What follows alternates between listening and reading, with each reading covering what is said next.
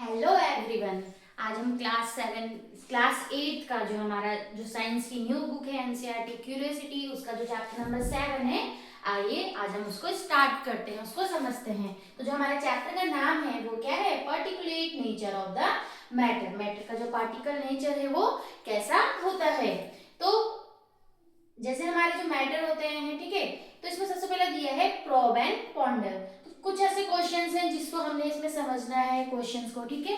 पहला है, why is it possible to pile up stone और sands but not a liquid like water. ठीक है, जैसे यहाँ पे आप पिक्चर में देख रहे होंगे कि जैसे स्टोन्स को, ठीक है, इनको क्या कर रहे हैं, ऐसे सेटअप कर रहे हैं, बट वाटर को ऐसे सेटअप नहीं कर सकते। ऐसा क्यों होता है?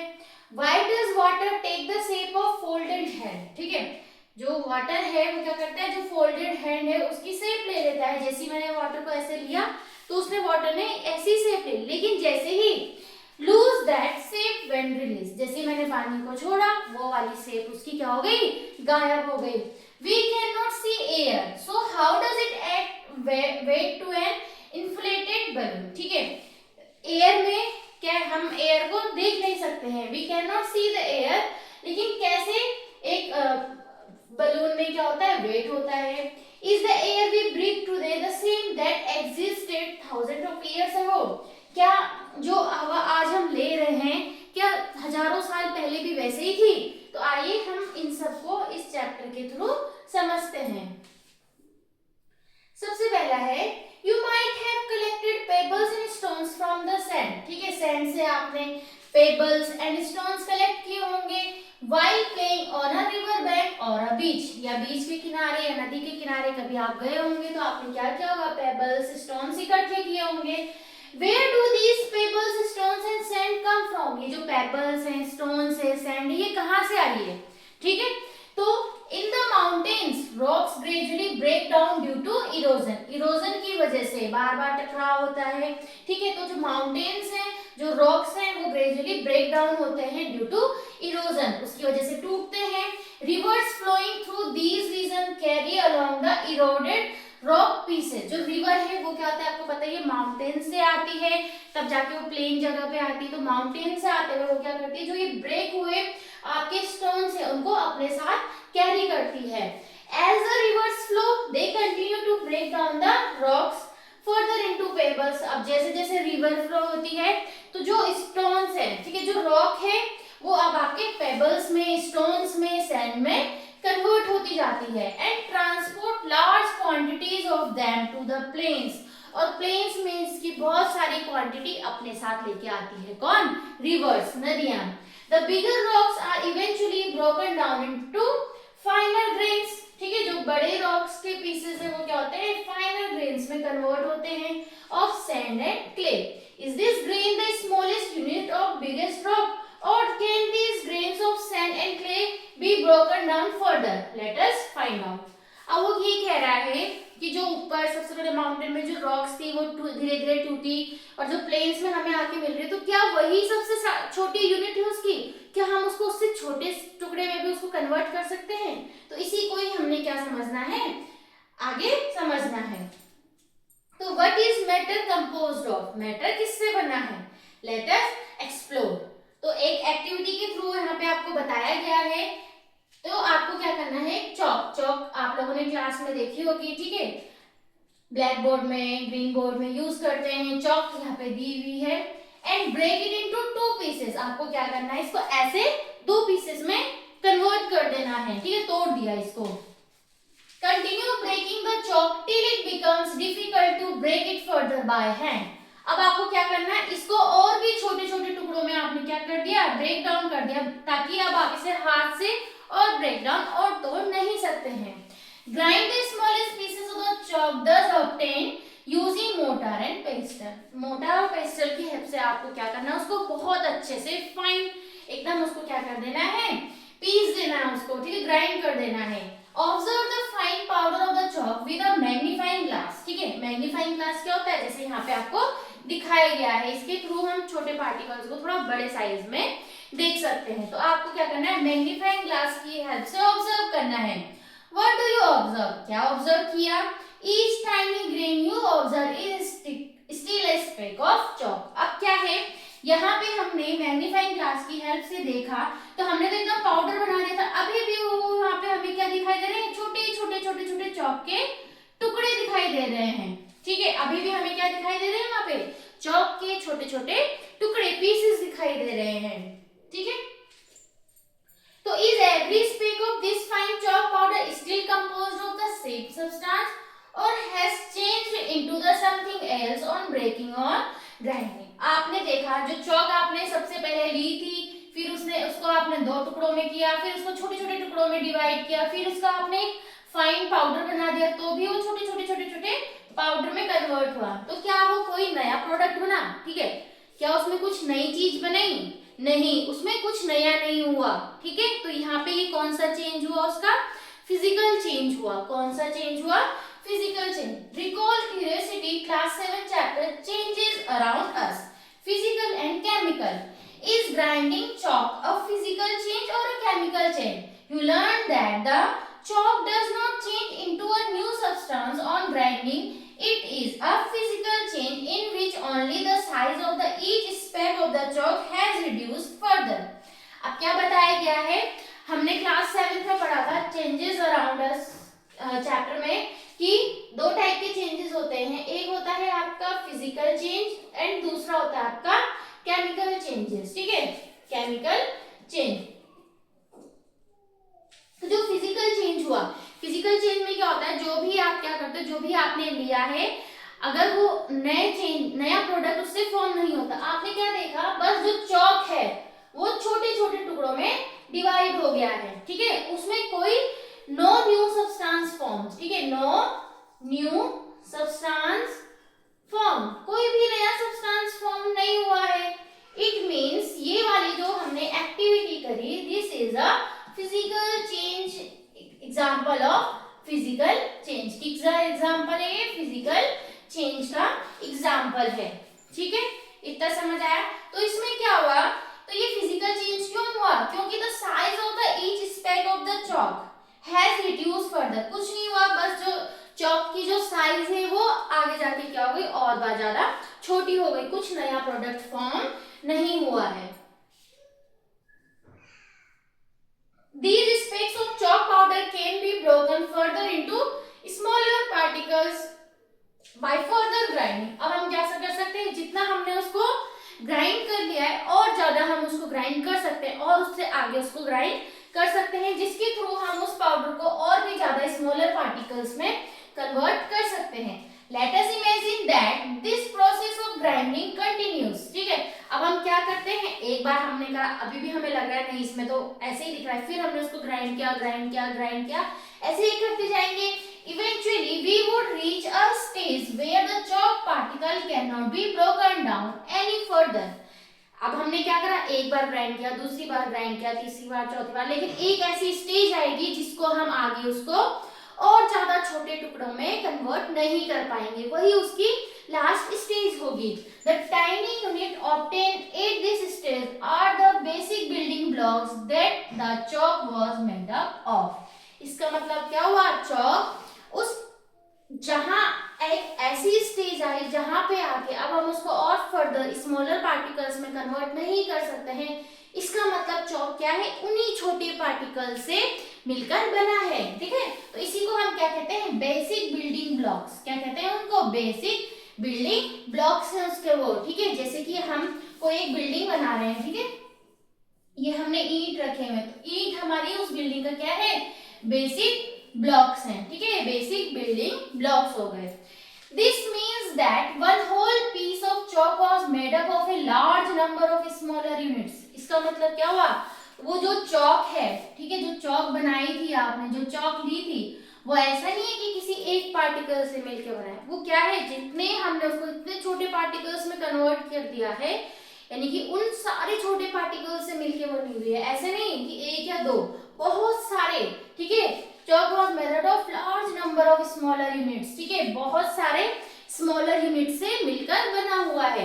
यही जो यूनिट होती है हमारी, सबसे छोटी यूनिट होती है, वही क्या होती है उसकी, कंस्टिट्यूएंट पार्टिकल्स। कंस्टिट्यूएंट पार्टिकल्स मतलब जिससे वो मिलकर बन रहा है, एकदम स्टार्टिंग पॉइंट जो है। ठीक है, these units are called constituent particles particles of the chalk। chalk के क्या है वो कॉन्स्टिट्यूएंट पार्टिकल्स हैं। तो कॉन्स्टिट्यूएंट पार्टिकल्स क्या होते हैं, बेसिक यूनिट होते हैं। Constituent particle is the basic unit that makes up of large pieces of the substance और मटेरियल। ठीक है, बेसिक यूनिट्स होते हैं जो लार्ज पीसेस ऑफ सब्सटेंस और मटेरियल से बने हैं। Just like chalk, the grains of sand and clay are not the smallest unit of bigger rocks. These are also made up of large number of either constituent particles. ठीक है, अब देखो जो आपका रॉक्स है, रॉक्स भी आपका किसमें सैंड एंड क्ले में कन्वर्ट हुआ। ठीक है, ये जो रॉक थी ये भी आपका सैंड एंड क्ले में कन्वर्ट हुआ। तो इसका मतलब ये नहीं है कि smaller units these are also made up of large number of constituent particles। ये भी बहुत सारे constituent particles से मिलके बने हुए हैं। ठीक है, तो यहाँ पे इतना समझ आए constituent particles क्या हुए, बेसिक बिल्डिंग ब्लॉक्स। ठीक है, पार्टिकल्स होते हैं जो यूनिट्स हुई जो। ठीक है, now the second activity है आपकी let us explore further, recall the dissolution of the sugar into water to form a solution। ठीक है, आप लोग करते होंगे ना, जिससे आपने क्या लिया, वाटर लिया। ठीक है, इसमें क्या लिया, वाटर लिया और प्लस आपको क्या करना है, इसमें शुगर लेना है, शुगर चीनी लेनी है। ठीक है, what happens to sugar when it is dissolve in water, इसको हम एक्टिविटी के थ्रू समझते हैं। Fill a glass tumbler with drinking water, एक आपने ग्लास टम्बलर लेना है, उसमें आपके ड्रिंकिंग वाटर लेना है। ठीक है, पीने वाला पानी। Put 2 teaspoon of the sugar into it, आपको क्या करना है, 2 चम्मच उसमें शुगर लेनी, चीनी लेनी है। Do not stir the water, अब आपको क्या करना है, जैसे आपने पानी लिया है गिलास में, उसमें चीनी डाली, उसको घुमाना नहीं है, स्टीर नहीं करना है, आपको उसको ऐसे ही रखना है। फिर क्या करना है, taste a small spoonful of water from the top layer of the glass, आपको उसको हिलाना नहीं है, बस ऊपर के ही जो ग्लास के ऊपर में जो पानी है उससे आपको थोड़ा सा चखना है, टेस्ट करना है। तो कैसा, क्या वो आपको does the water test sweet, sweet लगा?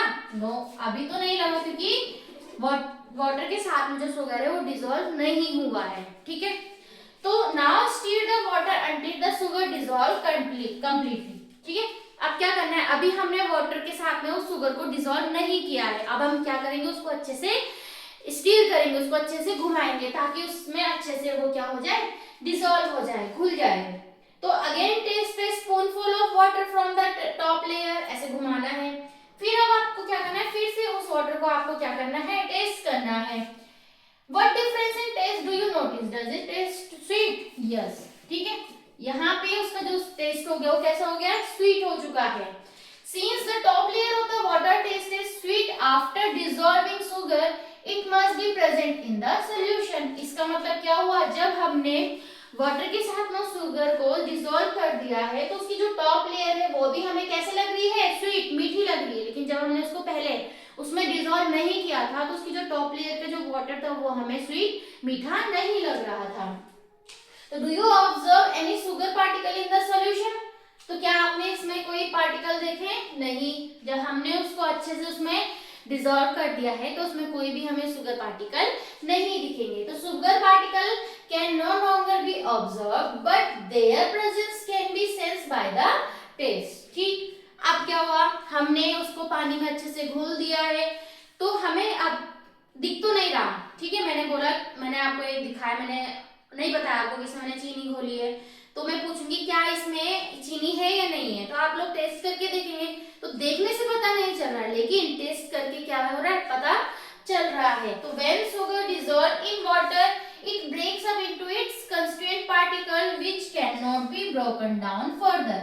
वो क्या हुए, जो शुगर हुई वो वाटर में ऐसे डिसॉल्व हो गई, अपने छोटे छोटे कॉन्स्टिट्यूएंट पार्टिकल्स में कन्वर्ट हो गई है। जिन छोटे छोटे पार्टिकल से मिलकर वो बनी है उसमें वो क्या हो गई, ब्रेक डाउन हो गई। तो each tiny grain of sugar is made up of millions and millions of such constituent particles।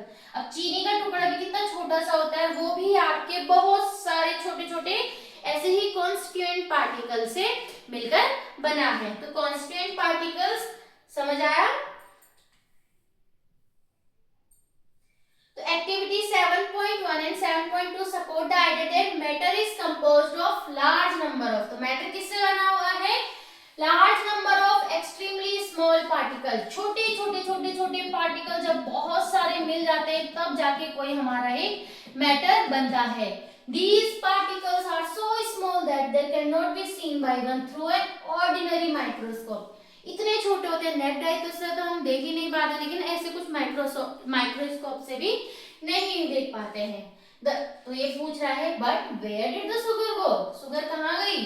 The tiny sugar particles separate and occupy the available space between the water particles. तो sugar के जो particles है, सबसे पहले sugar एक छोटा सा रहा होगा और इसके ये अपने कांस्टेंट पार्टिकल्स में पहले ये टूट गया, ठीक है, कांस्टेंट पार्टिकल्स में टूट गया और उसके बाद उसने क्या किया, जो पानी था, पानी के बीच में जो स्पेस अवेलेबल थी, ठीक है, पानी के बीच में जो स्पेस था, ठीक है, एंड उस स्पेस को उसने क्या कर लिया, ऑक्यूपाई कर लिया। उसने क्या कर लिया, जो शुगर के जो कांस्टेंट पार्टिकल्स थे उन्होंने क्या किया, वाटर के बीच में जो स्पेस था उसको क्या कर लिया, ऑक्यूपाई कर लिया, घेर लिया, ठीक है।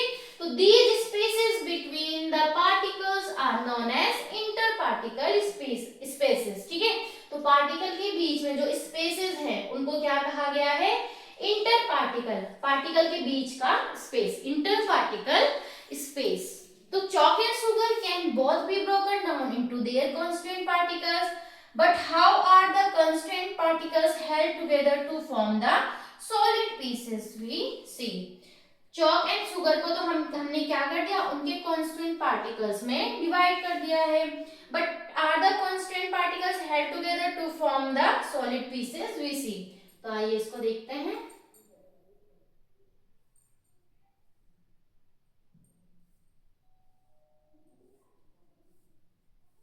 तो what decide different state of matter, matter की डिफरेंट स्टेट होती हैं, ठीक है, हमने आपने पहले भी पढ़ा होगा, सॉलिड, लिक्विड एंड गैसेस। तो कांस्टेंट पार्टिकल्स और metals are held together through forces which are attractive in nature. जो कांस्टेंट, मान लो ये कोई पार्टिकल है और इसके ये कांस्टेंट, ठीक है, पार्टिकल्स हैं, छोटे छोटे छोटे कण हैं जो, ठीक है, तो they are held together through forces which are attractive in nature.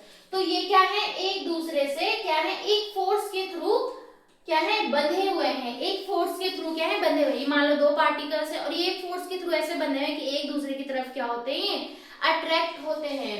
तो इसको क्या बोलते हैं, these forces are called inter particles attractions.